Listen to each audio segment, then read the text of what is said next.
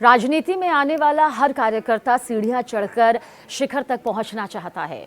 कोई नगर सेवक से विधायक बनना चाहता है तो कोई मंत्री से मुख्यमंत्री। और इस ख्वाहिश का होना लाजमी भी है, क्योंकि कहते हैं ना कि आपकी ख्वाहिश ही आपको आगे बढ़ाती है और अगले कदम के लिए तैयार रखती है। ख्वाहिश नहीं तो फिर इंसान नहीं। महाराष्ट्र की राजनीति में 4 दशकों तक अपनी धाक जमाने वाले अजीत पवार की भी कुछ ऐसी ही महत्वाकांक्षाएं थीं। कुछ ख्वाहिश थी, लेकिन नियति को कुछ और ही मंजूर था।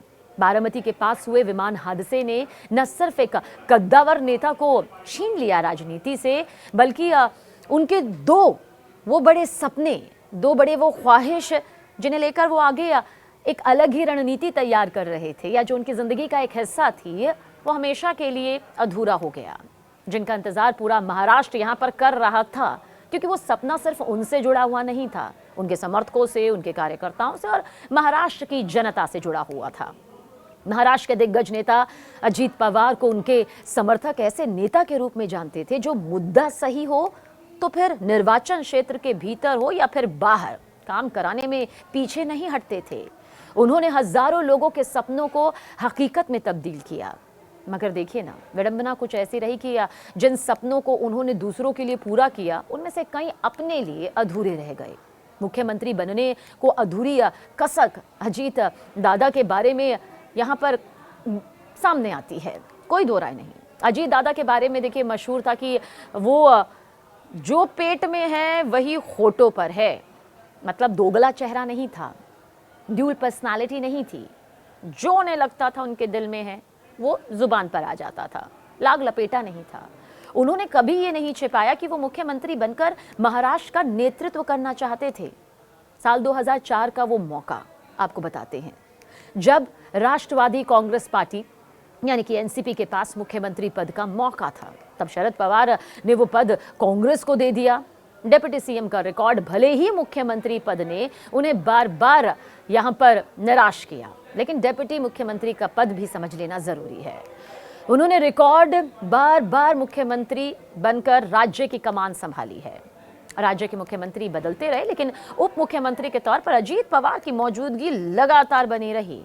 हाल ही के दिनों में उनके दौरों पर भावी मुख्यमंत्री यानी कि फ्यूचर चीफ मिनिस्टर के पोस्टर लगना आम बात थी, लेकिन यह सपना उनके साथ ही चला गया।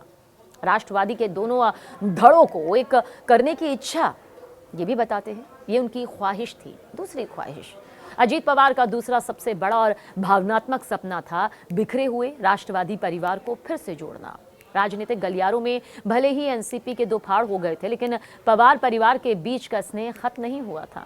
पार्टी भले ही 2 हिस्सों में बंट गई, लेकिन पवार परिवार में संवाद और अपनापन लगातार बना रहा। अजीत पवार ही वो शख्स थे जो पुणे और पिंपरी चिंचवड़ नगर निगम चुनावों के दौरान दोनों गुटों को साथ ले लाने के लिए सबसे ज्यादा सक्रिय थे। वो चाहते थे कि राष्ट्रवादी कांग्रेस पार्टी फिर एक हो जाए और पुरानी ताकत के साथ उभरे। उन्होंने कई मौकों पर इसके संकेत भी दिए थे। उनकी ही अगुवाई में राष्ट्रवादी कांग्रेस का विभाजन हुआ, लेकिन उससे पहले ही दोनों धड़े पूरी तरह से एक हो पाते, उन्होंने इस दुनिया को अलविदा कह दिया इस विमान हादसे में। उनके साथ ही पार्टी के एकीकरण का सपना भी अधूरा सा रह गया। देखिए, केंद्र सरकार ने गणतंत्र दिवस की पूर्व संध्या पर पद्म विभूषण, पद्म भूषण और पद्मश्री विजेताओं के नामों की घोषणा की थी। आपको बता दें कि किस तरह से ये पूरे नाम यहाँ पर सामने आए थे, और इसलिए आज ये जिक्र भी यहाँ पर किया जा रहा है क्योंकि एक बड़ी तस्वीर बयान के तौर पर उनके जरिए भी सामने आई थी।